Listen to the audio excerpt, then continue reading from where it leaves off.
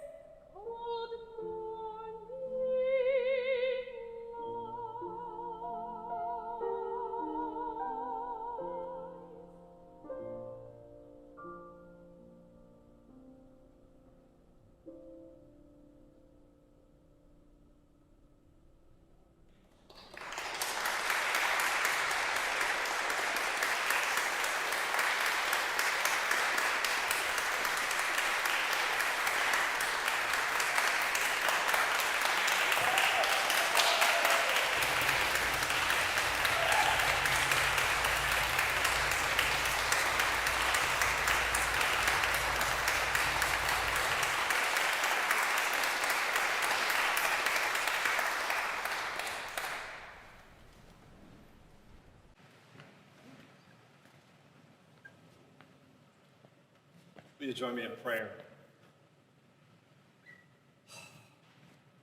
God, on this day that again we can just say we need you.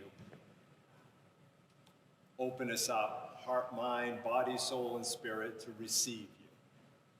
And to receive your word of hope and courage, compassion, grace, commitment that we all need. Together, let us say, amen. It was February 13th, Sunday night, middle of a snowstorm. I'm out on 95 driving to Brookline, gripping the steering wheel, leaning over my windshield, windshield wipers flapping, wondering what in the world I'm doing out here on a night like this and where the heck I'm going and where in the world is Brookline. I shared that story the next Sunday with you, which was our first time of meeting each other, and the day that you sent and blessed Kent off for his 4-month sabbatical. Looking back in the heat and humidity of today, that snowstorm feels like a long time ago. And on the other time, this time has gone by just like that, as we knew at the beginning it would. And on that Sunday, I invited us to consider, all of us to consider, me to consider, what happens if in these 4 months we just open our hands? What if we open our hands and receive the particular gifts of what this time can offer? You all should have a note card. Does anybody not have a note card? Great. We have a couple people just bring note cards here. Keep your hands up, and I want to tell you your invitation. I thought it would be really great to give Kent a gift when he returns. And this is one of the gifts that I hope you'll leave Kent. We're going to collect these note cards at the time of the offering, and they're going to go right and be placed on Kent's desk. And the question for you to answer in a word, or in a phrase, or a sentence perhaps, is, what did you receive during this time? What did you receive? So I'd love you to just take a moment and think about that. What did I receive in these past 4 months? What happened? As you consider that, let me tell you what happened to me. From the very beginning of my time here with you, there's some more over here, some more cards on the side. Great, thank you. From the very beginning of my time here with you, I surprised myself by how I showed up as myself. I have never been so relaxed, non-anxious, present, and dare I say, happy in my role as a pastor ever in my 35 years. Wow.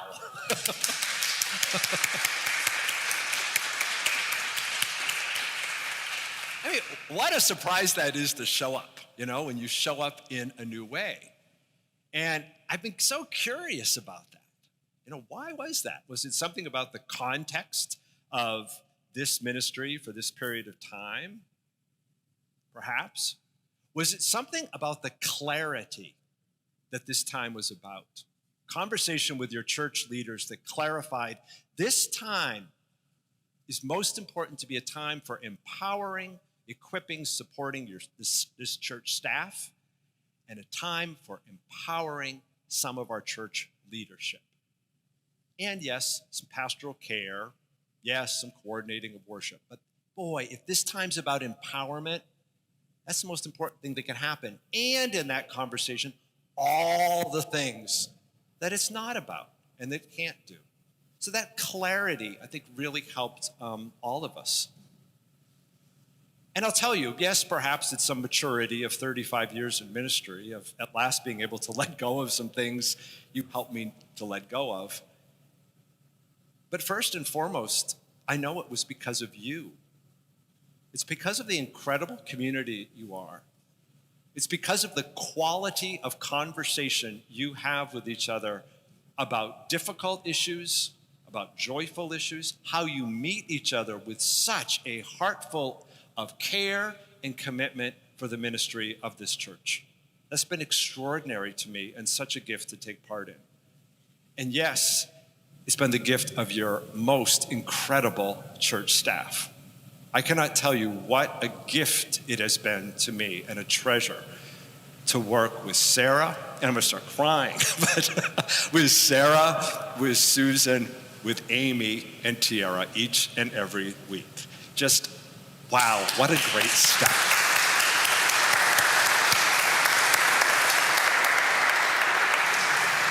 And your time's coming at the end when we clap for all of you. So as you scribble down your thought, what happened? What happened during this time? What's something you received? A word, a phrase, a sentence? The gift, what a gift it'll be for Kent to receive those when he returns next Sunday. But I also know this, if you received a gift during these 4 months, and there are gifts that can only come in the gift of a time like this, a particular time like this. The thing we all know as well is unless you practice those gifts and what got you there, you'll soon drift back into what is the comfort place of what's ordinary and familiar. Now, one of the personal gifts I received during this time was I became a yogi.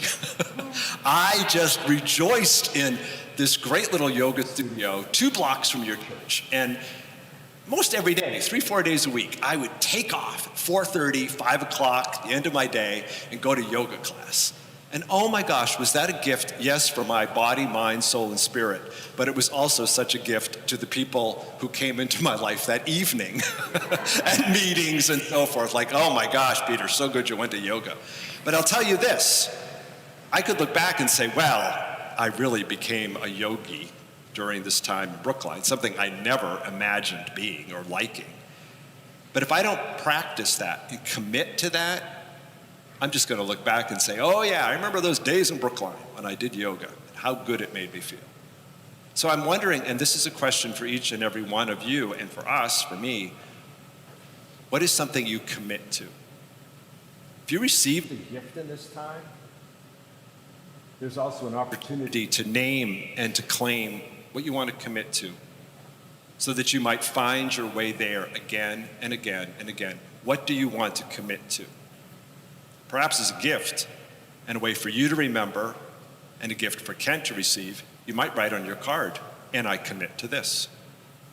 I commit to this. I received this. I commit to this. Now let me tell you this. For some of you, this is your very first Sunday here. For some of you, these have been really, really challenging and hard 4 months. And whatever the church has been about, boy, in your own life, that's where the priority has been. And this whole idea about opening your hands, well, I'm not sure I did it. Well, let me tell us all, the most important time to open your hands is right now. In fact, this is the most important time of this sabbatical. It all leads up to this time and opening your hands anew to welcome Kent back. Kent is a different person than who he left being in February. Things have happened, things have opened, who knows what?